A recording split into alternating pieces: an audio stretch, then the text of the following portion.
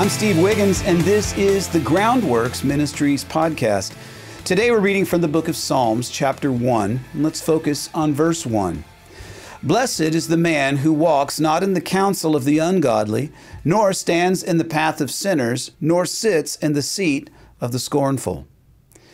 As a young recording artist, and yes, I was a recording artist, and I know it's hard for you to believe looking up here, who would buy that old guy's music? Well, I wasn't always this old. And when I was young, as a recording artist, I received some veteran advice from an older colleague. He said this: you never get a second chance to make a first impression. And this artist was communicating a reality that most first-time concert goers form their opinions of your music before your first song ends. That means that it's of utmost importance that you immediately seize their attention, that you earn their trust, and establish your messaging within the first 3 minutes. No pressure, right? We're all counting on you. And musical first impressions are very powerful in our culture. For instance, most churchgoers will never download their pastor's sermon so that they can listen to it over and over the following week. However, those same people will go to a music streaming platform and they'll listen to the worship music that was sung. And that's why it's so important that the music that we sing at church also communicates correct theology. Martin Luther said that music is the handmaiden of theology. What does that mean? Music serves the message. But for some people, music is their primary source of the message. It's the only way that theology is reinforced, especially for young believers who've yet to form that habit of daily Bible study. So when it comes to first impressions, what is God communicating to His people within the first line of the first song in Israel's hymnal? Well, God is saying that seeking His word and living according to it are paramount to blessing and success in life. Notice how God describes a pattern of decline whenever people seek ungodly counsel. And by the way, what makes worldly counsel ungodly? It simply denies God's word as the truth. And the moment that we replace God's word, the Bible, with some extra biblical source of knowledge or wisdom, well, then we're replacing godly blessing with worldly goals. Think about it. Ungodly counsel segregates God from certain areas of our lives. It says, well, you know, God, you can have the spiritual parts, but this is business. Those areas where we feel that God may hinder progress.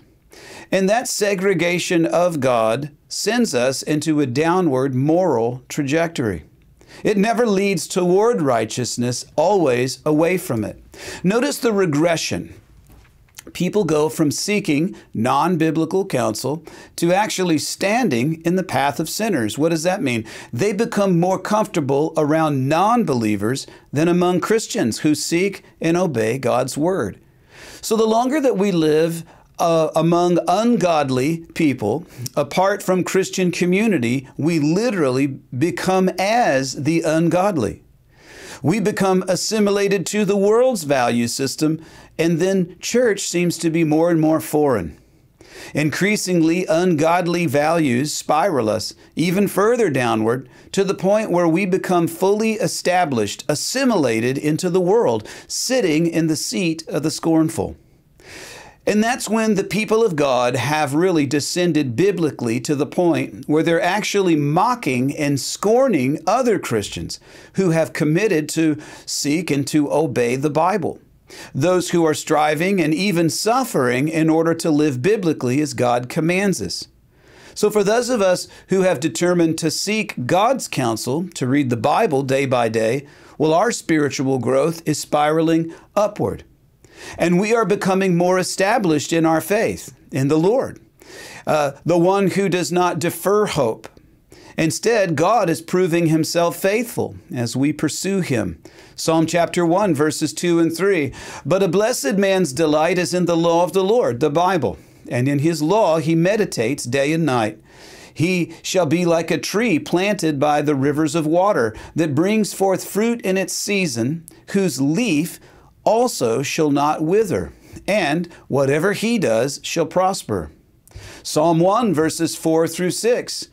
The ungodly are not like this, They're not so, but are like the chaff which the wind drives away. Therefore the ungodly shall not stand in the judgment, nor sinners in the congregation of the righteous.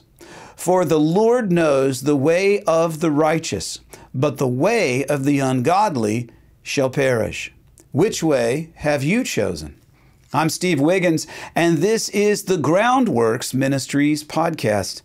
Groundworks Ministries operates entirely through financial donations from faithful people like you. And your giving to Groundworks Ministries transforms lives. Would you consider making a donation to Groundworks Ministries today? Because we need your monthly support now more than ever. Donating is secure and it's easy at our website, groundworksministries.com. Now, another way to help is to tell people about Groundworks Ministries, to share these podcasts with friends and family and on your social media. And of course, you can always direct folks to our website, groundworksministries.com.